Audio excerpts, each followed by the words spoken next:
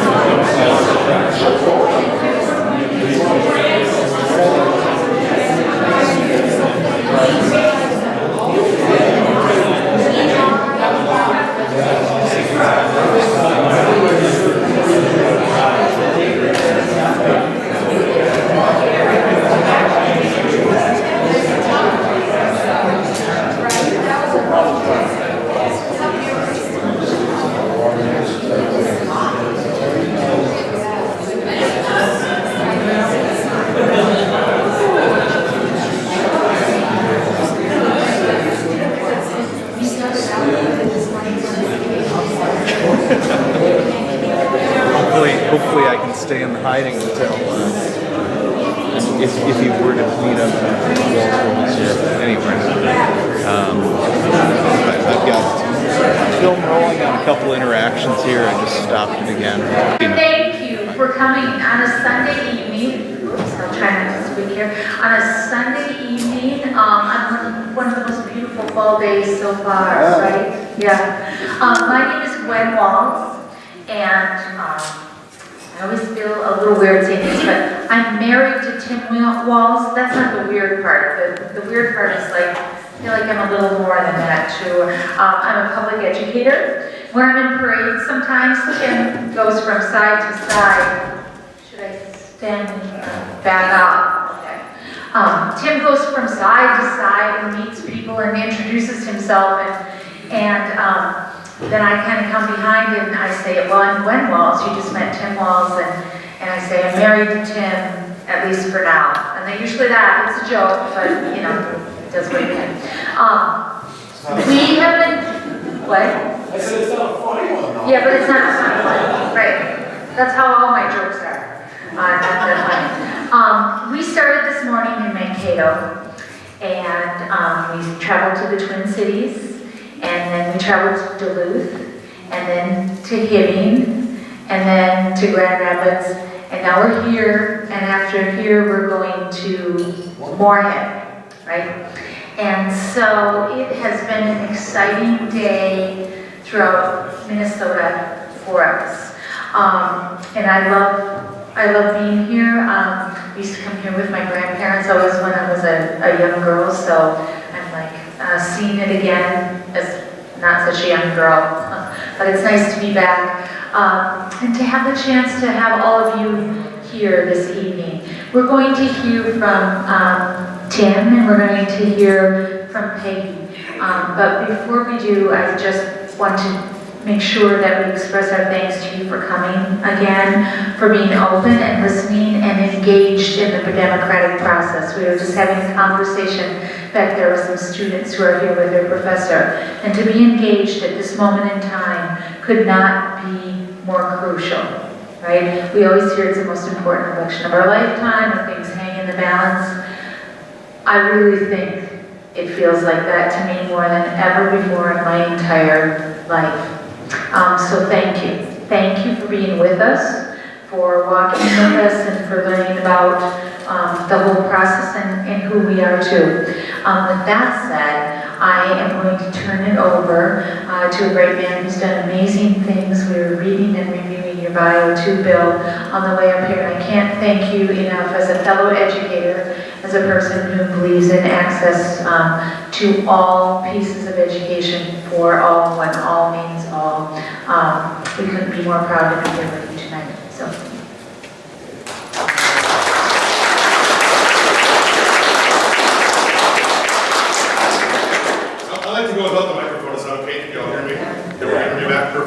So my name is Bill Blackwell Jr., and I'm the Executive Director here at the American Indian Resource Center. And just wanted to welcome you all to what I've been told I'm a little biased before, but what I feel is the nicest room on campus at the Bemiji State University. Would you guys agree with me? Yes. I know it's late on a Sunday, but you can't just be like, yeah. Gotta be a little honest. We'll try this again, okay? Would you agree with me? Yes. I have this theory that whenever someone's holding a microphone, the crowd will do whatever they want. So at certain times I've said, like, let's all stand up. And I'm like, why did you stand up? You're holding the mic, Bill, right? But I just wanted to welcome you guys here. One of the things in the way that I was taught growing up was that we always introduce ourselves in meetings like this in our traditional Ojibwe way. So, Wasigija Condition Cause, Achajak and Nudan, Nichunag Ming and Nujaba, Bemiji Gamad, Gabegi Kandaso, Gabegi Nokian. And what that means is that the lighted up day is my name. Grand Portage is where I'm from. Everyone know where Grand Portage is? You better, right? Beautiful place. The Crane is my clan, and the Crane was the oratory people, right? We talked a lot, so I promised Peggy I would keep it to like 2 minutes, because I tend to go over. And Bemiji Gamad, Gabegi Kandaso, Gabegi is how you say it, Bemiji State University in Ojibwe as well. That's where I work. I'm very proud to work here. I'm an alumni of BSU. And really just wanted to welcome you guys here. One of the things, this is my third fall here at BSU, and one of the things that we've tried very hard to do is to involve community when it comes to our students. And we really feel like the more we can have that community involvement, the more we're going to have increased retention rates, increased persistence rates towards graduation. So events like this, especially when it comes to the political landscape of what's going to happen in Minnesota, is so crucial to have. And we're very pleased to have you guys all here tonight. And it's an absolute honor for me to be able to bring up Peggy next. So Peggy Flanagan, everybody. Round of applause.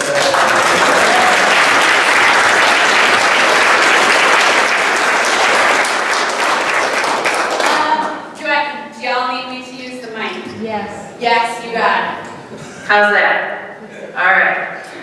So hi, my name is Peggy Flanagan, and I'm really excited to be here. Hey, John. So I have the great pleasure of representing District 46A. And for those of you who don't know just off the top of your head where that is, if you haven't memorized all the districts across the state, that's St. Louis Park, Gold Valley, Plymouth, and Medicine Lake. But I also am a member of the White Nation. And so I know the historic nature of this opportunity and this ticket, and take that as a responsibility as well as I serve in the House, both representing my district, but also making sure that I am representing Native people when I'm there as well. We've got our Native American Caucus. Have y'all heard about us? Yeah, so my colleague, Jamie Becker-Finn, who some of you may know, Jamie Becker-Finn, as well as Susan Allen and Mary Kunish-Podine, are all part of that caucus. And it's made a bit of a difference to have 4 Native women serving in the House together. Let me tell you what this looks like. So before we had 2 of us, we could hold it down, right? But when we got 4, people started getting nervous. Right? Yeah, 4 Native women. What are they doing? And I'll tell you what we were doing and what we've been doing is making sure when policy is introduced, especially when it talks about Native people, that we go directly to that author of that bill and say like, hey buddy, so who have you talked to from the Native community about this particular bill? More often than not, they'll tell you, oh, the county brought this to me, right? Or this particular lobbyist brought this to me. And not necessarily, right, Native nations. That's a problem. And so we enjoy going through policies and taking a look at them and talking to our colleagues and making sure that the folks who are directly affected by policies have the greatest voice in crafting those policies. Because too often at the Capitol, that doesn't happen. It doesn't happen. So my path to get here started in my community of St. Louis Park. I grew up with my mom, and she moved us to St. Louis Park with a Section 8 housing voucher. And she knew that if I had access, right, to living in that community, I could go to good public schools, have stable neighborhoods, and a real opportunity to thrive. And programs like Section 8, the Child Care Assistance Program, food stamps, all those programs invested in my family. And my mom was able to go back to school, get a better paying job, and lifted my family out of poverty. So a lot of times when we have these conversations at the Capitol about those people, I'm like, hey, I am those people. I am those people.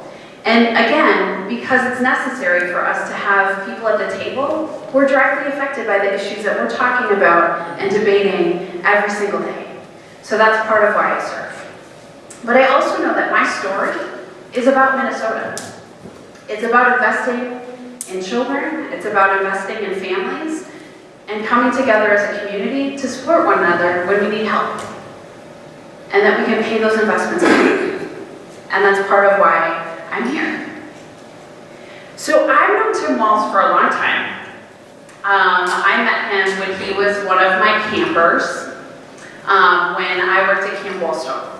So, thank you. Shout out for Camp Wallstone. All right. So I worked for Wallstone Action for almost a decade. And had the great pleasure of working for an organization that was created. That's where I think I saw it. That's right. Sometimes people are like, this looks like that girl from Glee. I get that sometimes too. Yeah. It's a TV show. Yeah, it's all right. Either politics or television, one of the two, right? But so I met Tim at Camp Wallstone, and I worked at Camp Wallstone, I worked at Wallstone Action for almost a decade in the legacy of my political hero, Senator Paul Wallstone. And when Tim came into camp, I clearly taught him everything I know, right? No, he was doing pretty good. We talked in the back of this room, in the back of the training room, and we're like, who is this guy? We love this guy. And from that moment on, Tim and I became fast friends. And I trust him immensely, and I admire him. And what he probably won't tell you is that he is one of the best candidates we've seen, and one of the best candidates Indian country has ever seen. And I don't think with our standing in this space and standing in this building, we have a history that's not so great when it comes to how we engage with the Native community. And I look forward to the opportunity of building on the legacy and the work that Tim has done already, and making sure that we are changing that history for the better. So I have a 4.5-year-old daughter, Siobhan, and I want to be able to look at her and tell her that Mommy did everything possible to make sure that she had an opportunity. And I asked Siobhan what she wanted to be just the other day, and she told me she wanted to be a mommy, which is awesome, because that means I'm doing an okay job, right? She wanted to be a police officer, a zookeeper, a teacher, and a doctor. So it sounds like she's going to go to school for a really long time, which is that's great. But also that she sees a lot of possibilities for herself. And so often in our state, Native people, women in particular, are invisible. And too often, our women are also disposable. And there are a lot of good people running for this office. There are a lot of good people who are running for governor right now. But I have to tell you something. I couldn't pass up the opportunity to run with Tim Walz to make sure that other little girls, like my Siobhan, know that they can be anything they want to be. And that I see her, we see her, we value her, and we value children across the state and want them to have every opportunity. And that's why we decided to run together.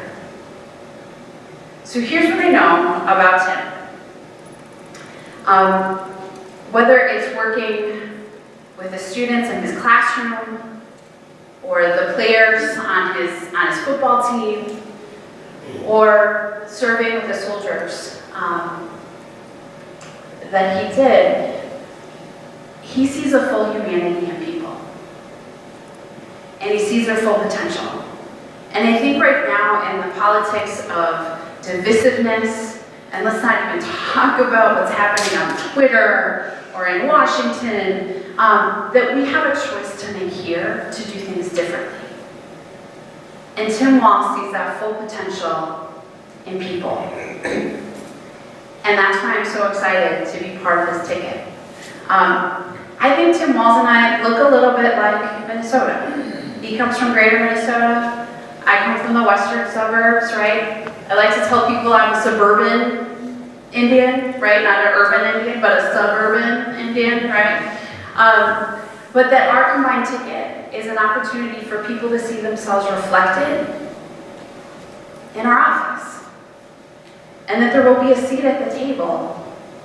There will be a seat at the table for the folks who are directly affected by the policies and the things that we'll debate all the time. Because we can't govern, and we can't govern well unless that's the case. And I want to say one more thing before I introduce Tim, because I would be in big trouble if I didn't. My last name is Flanagan, which is a good Indian name, right? But my dad is here. And my dad, Bemiji and his wife Karen are in the back, and I just want to give a shout out to my dad and say thank you for being here.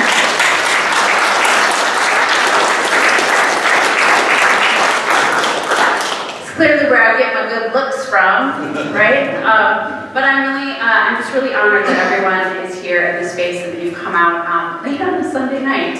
And that my former colleague, John Purcell, is here as well, who taught me a lot. And I'm so grateful to have him here. And when I walked in the door and I smelled fry bread, I was like, yeah, this is how I want to end my day. Thanks for that. But it is my great pleasure to introduce to you someone who's been my friend for a really long time. And I can't wait.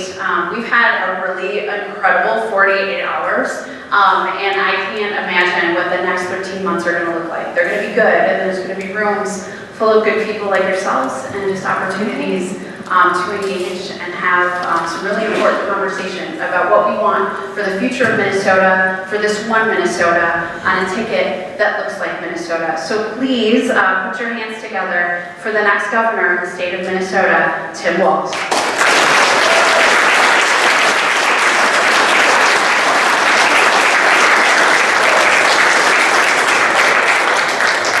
Thank you for that, and thank you for the kind word. Maybe my wife is here, so I'll let you hear all those things too. That's wonderful.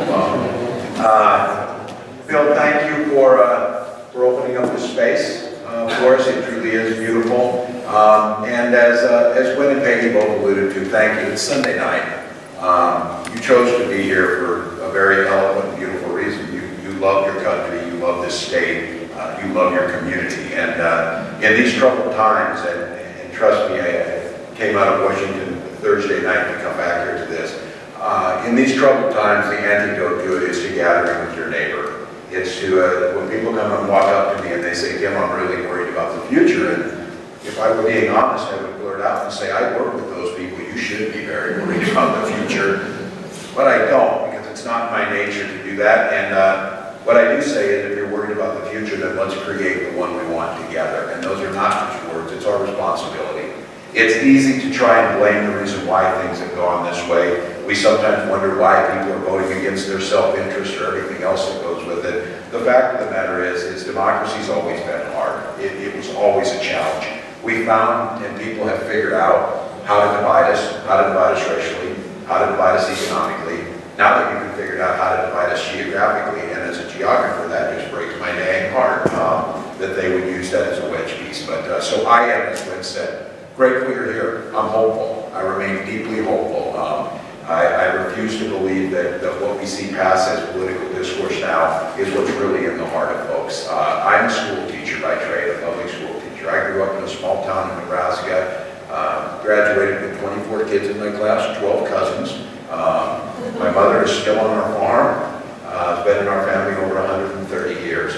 I joined the military when I was young, when I was 17. I spent the better part of a quarter of a century doing that, serving everything in Grand Forks during floods to a deployment overseas in support of Operation Enduring Freedom.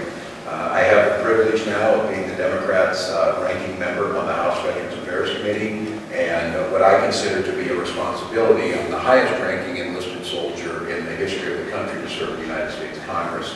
And I think with that, the thing that I always open those meetings with in the VA committee, by the way, is that it's our responsibility to care for our veterans, but if you really, really want to care for veterans, quit making more of that. Start figuring out how we can negotiate, and it's a heck of a lot easier and a heck of a lot better to send the Peace Corps than it is the Marine Corps. So I spent my time doing that. I took my first teaching job, teaching 4th grade at Wolf Creek Elementary in Pine Ridge. I grew up in Valentine, Nebraska, and some of you are familiar with Valentine a little bit. And I don't recall this, and I don't remember my parents being particularly political. What I do remember, in the summer of 1973, as a 9-year-old boy, that we had curfew in town, and that there were police and local men who were in a posse with rifles on top of the buildings in downtown Valentine. And I remember lots of heated discussions in our living room. My father was a superintendent of schools at that time. A lot of heated discussions about things I didn't really understand. I came to learn later what those discussions were about. The town thought it would be the right thing to throw our Native children out of the school at that time when the occupation at Pine Ridge was happening. As it turned out, I found this out because we had to move the next year. My father did not want that to happen. And during that year that it was very tumultuous growing up, I remember small dream catchers being left on our doorstep over the time. And I didn't really understand what was happening, and my parents didn't talk about it. My father died shortly after that. So I can tell you being in this space and understanding what community needs and watching this is very important. I never planned or prepared my life to run for office. In 2004, came back from a deployment, and like many of you, very angry with the politics of what was happening, very frustrated with the wars of choice, very angry what was happening in Iraq, and frustrated with the administration, the Bush administration, which I was saying earlier today when I was mentioning this a little bit. I said, well, I almost look back fondly to those times now, where it seemed like there was some normalcy in our politics. I remember thinking to myself, I was teaching, I was coaching, I was involved in my community, but I felt I needed to do more. And I had never thought about electoral office. I had never been to a meeting, but what I recognized was at that time, and like so many of us, when it was teaching and seeing what the teaching profession had done and seeing in those investments that those very basic fundamental things that we took for granted that created the middle class and gave us all opportunities, all of those things were under threat. And so my wife said, you know, me being a little bit obsessive compulsive, she said, you couldn't have just written a letter to the editor, you had to run for Congress. And we decided, with the help of many students in rooms like this, we ran for Congress in the 1st District of Minnesota and became the 2nd Democrat in 125 years to win that seat. And we won it running on a pro-labor platform. And I ran it on when somebody asked me in a debate with a gotcha question. They were debating that marriage, the ban on same-sex marriage, and they asked me what I thought about that ban. I said, well, my wife Gwen was sitting right there. I said, that's the best thing that's ever happened to me. Why would I deny that to anyone? And they thought it was a gotcha question. And then they asked about a woman's right to make her own decisions. And they asked about climate change. And I, being at least a relatively sane adult, said, yes, it's real. We need to address it. It's an existential threat to the planet. And besides that, if we want to compete economically, we're going to need to find clean energy alternatives. And then the election came and we won. And people said, holy smokes, you won in spite of all those positions. I said, no, we won because of them, because it was about engaging the community. It was about going and asking people what they really thought, what was the center of their politics. And I've tried in Congress to find those compromises to move people forward. I'm proud that I worked on 2 farm bills and worked on a 3rd farm bill, the last one of which the Nature Conservancy said had the strongest environmental and conservation practices of any farm bill that had been written. That was my responsibility to make sure we got that in there. Make sure we were doing things to be good stewards of the land, at the same time trying to produce and feed the world. Worked on things that changed the way we do business in Washington. Maybe some of you have ever heard of this, but I did not know this. I got to Congress and I did not realize someone had done a study, and members of Congress's stock portfolios outproduced the general public. Only 2 things could have been happening there. Either you had a collection of the smartest people in America who were in the United States Congress. I did not think that was probably the case. Maybe because I was there, so I knew that wasn't happening. Or somebody was doing things by learning things that they weren't learned otherwise. So I passed something called the Stock Act, Stop Trading on Congressional Knowledge, and I had 3 co-sponsors. Until 60 Minutes did a story and found out, lo and behold, guess what? People were trading on that. This morning, my phone rang off the hook. Some of the legislators in here will know on the Monday morning after the 60 Minutes article, I had 300 co-sponsors. They were just rushing to get their names on that. And it also included the Office of Congressional Ethics. It also said we would no longer take gifts or trips or anything from lobbyists. Things that were not because I was self-righteous and not because I believed all my colleagues were cheating, but I believed the American public was losing faith in those institutions. Think about that was in 2006. And now think we're at today. They do not trust the media. They don't trust the banks. They don't trust their Congress, it would be fun if it wasn't so sad that the United States Congress ranks between head lice and North Korea in popularity. That's where it falls in there. And it's a total capitulation of everything we fought for. You're not supposed to be popular. We're always skeptical of government, but we have become cynical. And it came to me to know that all the things that are impacting people's lives, I'm proud I voted for the ACA. I'm proud we've added millions of people. I believe healthcare is a basic human right, but what I know in my heart is, if we're truly going to get everyone covered, it's going to be by the state level. And Peggy Flanagan and I, with your help, when we win, we'll make sure that every Minnesota can buy into Minnesota Care to make sure they have access to affordable health care. And you know what? That's just not morally the right thing to do. That is economically the right thing to do. We need to start making arguments. There are 10 Democrats in America, 10 Democrats left in rural districts. There are those 10 of us set in districts that Donald Trump won and then the Democrat won. Because we have not been taking a message to greater America, or greater Minnesota, that said our policies of investing in education give your children an opportunity to succeed. The policies of investing in infrastructure are allowing you to be able, and that infrastructure includes broadband. Every single representative will tell you they'll get rural broadband. How has that worked out? Because I know the students around Wilmer and things are driving into the Perkins to try and do their homework because they can't get broadband. And we've got this idea now in this country that they wedged us on the blue and the red. They wedged us on the urban and rural. They wedged us on the black and white. And they wedged us on everything. And so now we're in a politics where everyone who's in this room hates to turn on the TV to see what happens. That you get the leg up by trying to figure out who is the wittiest person on Twitter to get some type of put down to someone else, instead of trying to find solutions, instead of trying to buy a team that can go out and talk to people what we can do differently. And people ask me, how'd you become a Democrat? I never came to the Democrats, they came to me. When my dad died, there were Social Security survivor benefits. When I went to school, there were incredible public school teachers. I was back at Mankato West where I taught. They had homecoming last weekend, and the 25th year reunion with the class of 1992 and the class of 1967 were back. And you saw these people, many who were in the middle of their lives and the others who were kind of getting close to retirement. And they came back to this place where they had spent just a few short years. And the speakers at that event all talked about the impact that those wonderful public school teachers made on their lives, the wonderful impact that they made. And then you looked at the ripple effect that went out from those classes. There were scientists there were business owners, there were other teachers, there were doctors, all the things that they inspired in those children because we invested in those things. Those are the possibilities, those are the things we shared, and none of those things were divided on political ideology. So what we've got to look at is, for the foreseeable future, what we've got in this administration is probably not going to get better in the short run, because they control all three branches of government. They're pushing an agenda that is making sure that none of the things we care deeply about are going to move. So we're going to have to create that future we want to see. We're going to have to create it in the state. We're going to have to create it in Minnesota. And you've seen it happen all around us. We saw Michigan, a progressive upper Midwestern state, fall. Ohio, fall. Wisconsin, fall. And the things they do is they go to people, they trade on that distrust, they trade on that anger, they trade on that angst. And the first thing they do is undermine people's ability to collectively bargain for safer working conditions, better pay, a decent retirement. Imagine that. The actual audacity of thinking that if you put in a full day's work, you should make enough money to be able to feed your family. Those are not radical ideas. Those are things that build the middle class. And what we need to do is do a better job of taking that message across Minnesota. So I'm here tonight, and it's a Sunday night, and you've got things that you can do. But I'm just proud. I'm standing here with incredible people. I've got a partner in Peggy Flanagan, who has been a voice for people who didn't have a voice, who's been a voice for trying to find solutions, who has been a voice of dignity and grace in how we do governance. And I'm just proud she's on this ticket.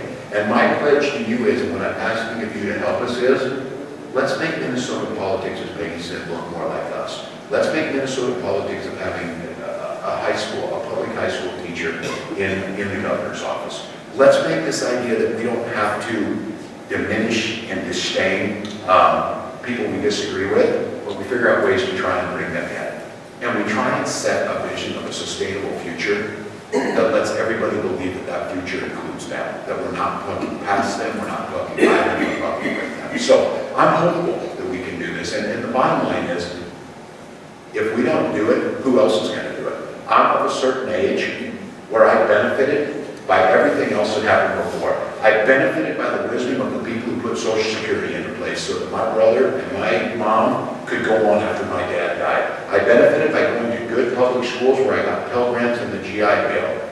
I benefited by when my wife got pregnant with our child and she was teaching, she could actually come back to work and have a job there as a teacher. All of those things that of a certain age, I just assumed that's the way it was. And then it dawned on me, and it was kind of like the woman sitting next to me. I was at the women's rally the day of the inauguration, and by the way, I stood up on that platform, the inauguration platform, this is what I envisioned.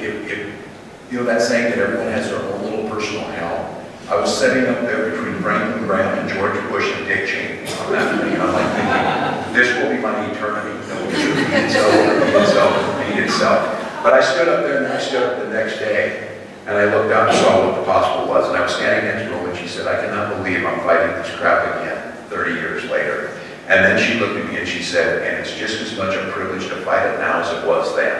And I got to thinking, that is our responsibility. This is our, who would have thought we'd be fighting labor law again? Who would have thought we'd be fighting for a woman's right to make her own healthcare decisions about her own body? Who would have thought we would be fighting, for God's sakes, to prove the science that this planet is overheating and climate change is happening because of the activities we're doing, and if we don't address it, we're going to own that, and so are future generations. But we are here. So we take it like a privilege, we go after it and tackle it, and we can make a difference. So those heroes who were there, and I thought the civil rights movement is over. The civil rights movement is with us every day. The civil rights movement sits right here. And when Peggy said it, and she's humbled to stand in this space, I understand the responsibility of this ticket.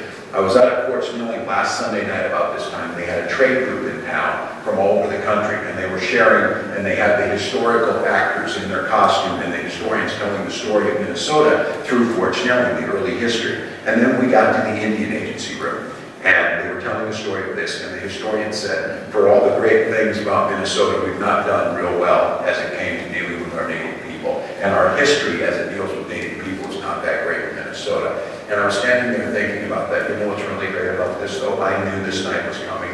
I knew we were going to be standing here tonight, and I got to thinking that history is not done being written about Minnesota. And a daughter of the White Earth Nation, come January of 2019, will become the Lieutenant Governor of Minnesota. And the highest-ranking Native woman in the history of the United States to be elected to serve her constituency. That's something that we can do. That's something that we can change. That's something of putting smart, good, compassionate leaders that look like Minnesota in place. And we can do it, and this is what Peggy and our pledge is. We will work as hard as anybody out there. We will go to every corner of this state, but we're going to do it with joy. I've had it with this politics of pessimism. I've had it with the politics of division. I will stand up when the time is there, and I have done it consistently with this administration. I will not normalize your hate speech. I will not normalize your sexism. I will not normalize your bigotry.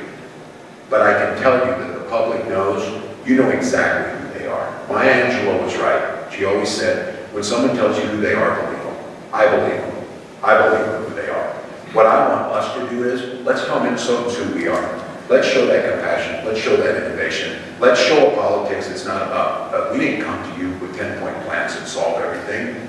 Our job is to get the people in the room who are going to make those decisions. Our job is to get the people in the room who know where we can go to get those things done, and then let's move us forward. So I'm looking forward to this. I'd like to say a special thank you. I know there's a lot of faculty in this room.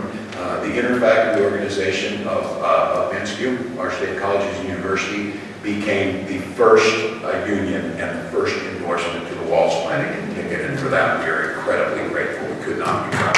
Thank you. Mayor Archie, right back to Vice President Walter Mondale, to others who will start coming on board, because these are people who believe in you. These are people who believe in Minnesota. They're people that believe that we can do this. So Peggy and I are excited. We're glad you'd come here tonight. We know we have much to learn. Someone asked us, why are you guys starting so early? No one's ever done this before. No one's ever picked a running mate this early. Well, one of the things was, I am not interested in being at the DFL State Convention on the 7th ballot and cutting a deal of opportunity to try and get 6 more votes so that I can get an endorsement of someone I don't even know, I don't even work with. I trust Peggy Flanagan. She's my friend. And she's not on this ticket because we agree on everything. Trust me, we don't. And she's there to challenge me. She's there to ask me that, and I'm there to challenge her. And so we got out early because, as Peggy says, We had a lot of conversations. We're introducing ourselves to you, but the most important part is we need you to introduce yourselves to us. We need you to tell us, this is what you guys don't know, and you need to know. This is where you're right, this is where you're wrong, and this is what keeps me up at night. This is the thing that keeps me up at night. That's what we want you to tell us, and then it's our job to figure out how to build a coalition to do that. So, Peggy, thank you. Thank you for a wonderful gift to the state of Minnesota and to us in the daughter, Peggy Flanagan. And thank you to each of you for, you still believe. It'd be hard not to. This abomination that's happening in DC right now, and I'm there to try and push back every day against it. But I will leave you with this grain of hopefulness in this. There's good people there. There's good people there on both sides, and there's folks trying to find common ground. And I've got a good friend in a Republican congressman from Tennessee, in Bill Rowe, and we disagree on many, many things. I need a translator. I can't even understand him sometimes. He's from Tennessee, and he goes, but we work together to find common ground on veterans issues. We work together to pass some really significant legislation this year. And when the Wall Street Journal did a story a few weeks ago, they said, if you really want to know how Congress is supposed to work, look at the VA committee. That's the profile I bring to this. My job is to try and build winning teams. My job is to try and find those common ground. And my job is to jump into the hardest issues and try and be a fair arbitrator to find solutions. And it is all about Peggy's little one, about what their future will look like. It's about when our son Gus, he's 11, what future can he look like? And each of you are children. So we're grateful you're here. We're grateful for this space. We've got some time to eat bread. I know that's what I'm going to do. But if you've got a few questions and you'd like to answer, talk, let us know, hear your hopes and dreams. We are here. We're here to hear that. And one question I have, yes, I think you made a great governor, but my concern is I hate to see Minnesota lose your congressional seat. Or hate losing you. You know, yeah, we can hope to get, another Dem or Green or a progressive person here, but No, I hate to see you. Well, thank you, and I take that as a compliment. I did not win the first district alone. I want to make sure I'm not taking too much credit for that. We created a network of great volunteers down there. The one thing I will say is the state of Minnesota is going to go from 8 to 7 congressional reps in 2020. The real fight we have on our hands is to make sure we have a DFL governor for numerous reasons. Chief amongst them is to make sure that they do not gerrymander our seats come 2020 in the new census. But I would say this. I think with a Walz Flanagan ticket, with an outstate governor, if we're going to take back the House of Representatives and quit playing defense and start playing offense in the state of Minnesota, because we've got some really radical ideas that we want to do. We've got a radical idea with public education. It's called funding. That's our radical idea. So, but to get that done, we're going to need some help. But I would make the case of this, that we're going to have a very strong ticket with Senator Klobuchar, with Flanagan, Walz, and with our local candidates. But I do hear you on that. We'll have good candidates. We're going to pick up seats in the 2nd and 3rd district in Minnesota, I believe. We've got incredible candidates there that are out working hard. Angie Craig in the 2nd district down there against Jason Lewis, I think is going to be a wonderful opportunity. But no, thank you for that. And I appreciate the sentiment. I think of that too. I just really feel like when someone asks me, the real big decisions that are going to impact Minnesota our impact are going to be done at the state level. And I also think I give us the best opportunity, because you know the game plan, what you do with Democrats. Where urban elitists out of touch and you don't know what real Minnesotans look like or whatever, good luck saying we don't know what real Minnesotans look like. Good luck trying to pigeonhole me on this and we haven't done it. Good luck trying to say we don't understand what it's like. And I understand that comes with some challenges too, because you've seen it. I grew up in rural Minnesota, or in rural areas. I hunt. So I do own guns, and these are issues that continue to come up and that I need to talk about and need to have a foot in both camps. If we are going to, and we should, quit waking up with massacres of our fellow citizens because of gun violence, we're going to have to figure out a way to bring in those responsible gun owners to say enough is enough and have them be part of the solution, because those are the people that I know, those are the people that I grew up around, and I recognize my responsibility of having a foot in both of those camps. There's no damn reason that you need a gun in a school. There's no damn reason that some of these things that you need to be able to do, and there's no reason that we shouldn't be able to find out. If you should not have one, then you can do a background check. We can do that in Minnesota. In states that have done that, have reduced violence without in any way infringing on someone's right to be able to own a firearm. Those are the things we're going to talk about. And that's going to be a very big challenge for the Republicans to try and make the case. They tried to do it. They almost won Minnesota in this last election by doing that. And we're going to say enough's enough. You want to take the next one, especially if it's a hard one? It's a hard one. If it's a hard one, make it look like the answer. How do you, how do you plan to stay in touch with outer, greater, whatever you want to call it, Minnesota? A lot of people who live in the cities, work in the cities, to them, northern Minnesota is St. Cloud.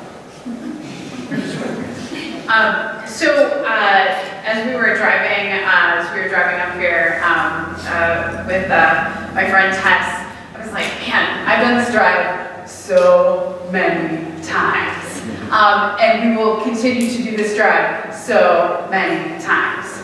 I know, how many of y'all have been to the Capitol before?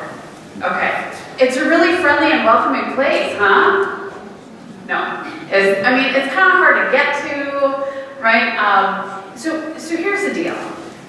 We can't always expect you to come to us, and we shouldn't. If we're doing our job, we are governing the same way that we're campaigning, which is coming to BSU, right? It's going to Itasca, it's going to Moorhead, it's going to Wilmer, it's going to Owatonna, to Minnetonka, to Eden Prairie. I think some folks expect, Peggy will be responsible for the Twin Cities Metro, and Tim will do all the work in Greater Minnesota. No way. We're governing together, and we're a team. And so that means I am responsible for the entire state, and Tim is too. So you have my word that the same way that we are traveling across the state now, because that's our role and responsibility, we'll govern in the same way. We're going to show up. And that also, so this is, reciprocal, that there's opportunities when you invite us in, especially when there's fry bread. Yeah. And I said, I think for me, his perspective is too, is you do not get reelected 6 times in a strongly Republican district where Donald Trump won by 17 points without having a relationship with people. The fact of the matter was, people may disagree with me, and obviously almost 40,000 of them voted for President Trump and voted for me. It's because they know me, they've seen me enough, and they trust me, and they're willing to say, I don't agree with him on this, but I know he's trying to get it right. And that's actually a pretty good compliment for someone in elected office, and I don't think they're trying to have it all right. But you're absolutely right about that. I think it's going to be important. And when I first started running, making that case, and I know there were a lot of people saying, oh, wow, this is something different than old bald-headed white guy running for governor. That's something we've never seen before in the state of Minnesota. And I pledge that if I don't run this campaign in a manner that shows you how I'm going to govern, then you won't support it. And I said back early in this, I said, give me a chance to earn your support, show you what I'm going to do. And we've now got the first woman of color running statewide in Minnesota for the first time. Those are the things that should be expected of me. And anybody who knows Peggy Flanagan, if you think for a second, I heard someone try to say, you mentioned it, if you think there's a tokenization of this, go ahead and talk to Peggy for just a little bit and find out about this. This was not me going to Peggy. This was the two of us talking as friends. And she's the one who planted the seed with me about, we've got to do something to fix our politics in Minnesota. We got to do something to fix politics even inside our own party about bringing folks in, talking, making them feel there. So your question is well, and I would always say this is, don't believe us, let us prove it. And if we don't prove it, you'll know. And don't let that add to your cynicism, just know. I think you should ask people to follow through. Is that something that simple? No one trusts each other anymore. There's got to be something about that. And again, when I get it wrong, and I need to have the ability to look you in the eye and say, you know what, I was wrong on this. I voted for the wrong thing. I thought I would do this, and it didn't do that. Not out of political expediency, but to an understanding that our politics could sure get a lot better if we started to do that. And I think this piece of how we do this Greater Minnesota is fabulous to watch me talking to folks in Greater Minnesota, bringing a perspective that we don't have. This is not an arrogance of me in this real American. You know this whole thing. You saw the whole survey of things. Real Americans out in rural America. No, real America sets in St. Louis Park too. It sets in downtown St. Paul. It sets in New York City. It sets in other places. So, anyone else? Yes, ma'am. Last year, there was an avalanche of money and negative ad campaigns against all of our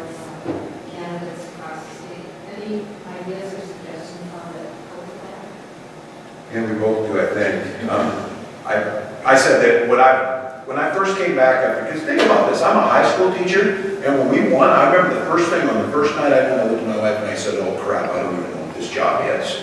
All of a sudden I won it, it's like they're doing this show on this mayor, this young kid who wins or whatever, and it's like a comedy. I'm like, that was us. And I remember when I first came back, someone asked me, what have you learned? And I said this in 2007. I said, I've learned to never say it can't get worse in Congress. Boy, I was prophetic on that. But I said, if you really want to do this, I knew this as a teacher, if you really want to fix pretty much everything that's wrong with Congress, nonpartisan citizen or judicial redistricting of that, get rid of gerrymandering, and overturn Citizens United and strictly campaign finance reform. There is no ability to compromise, no incentive to compromise.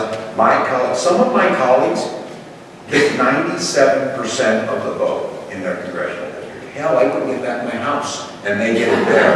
And that is what's wrong. So what I think we should do is Minnesota needs to take us from. The first step on this is full disclosure where the money's coming from. Because people will scurry like rats under a rock if you show them who they are or where their money's going. That's been proven time and time again. So I think that's something that federally we need to get rid of Citizens United. And I'm very, very nervous that the case in the Supreme Court of Wisconsin's gerrymandering, we've been having some wins in that. If we can win there, we can restore our democracy. All the rest of it is secondary compared to that. Because most of these people would wash out with the tide if we had fair districts. The only reason they're in there is that it is so gerrymandered in their direction that the whole race is, like some of these guys get primary and they are as far right as Genghis Khan. And I'm like, holy smokes, how do you get further right than that? But they find a way. So we've got a couple of bills that are still alive now in the House for clean elections and having transparency and who's donating money where. And I think that those are important to continue to move on with some sunshine, right? To shine some sun on where these negative ads and this money's coming from. But I'd also say that it matters, right, next year. We've been trying to make these policies for a while, and when we have folks in control who don't value that transparency, it's like banging our head against a wall. So I think that this next year it's going to be really important that we make sure that folks are turning out for the governor's race, but they're also turning out in our local and House elections to make sure that we're sending people to St. Paul who share our values of transparency. Because negative campaigns, boy, they seem to start earlier and earlier and earlier, and just bring a sense of cynicism to this work, and that's not why we're certainly in this. I don't think it's who we are as Minnesotans either. So I'm going to continue to work on those bills. I know this upcoming session, but I think our greatest hope for that is making sure that we've got people in power and in the House a majority of folks who share our values of transparency. And I am getting the look. So I'm going to try to wrap us up here and would just say again, thank you so much to Bill Blackwell to inviting us in to the center. I also wanted to acknowledge Leroy Fairbanks from the Leech Lake Tribal Council is also here. And we'll be around for a little bit to visit, but thank you so much for coming out. And I promise this will be one of many, many visits to this community. And we're going to spend some more time with you over the next 13 months. So thank you. You guys, thanks so much for coming out. You're gracious.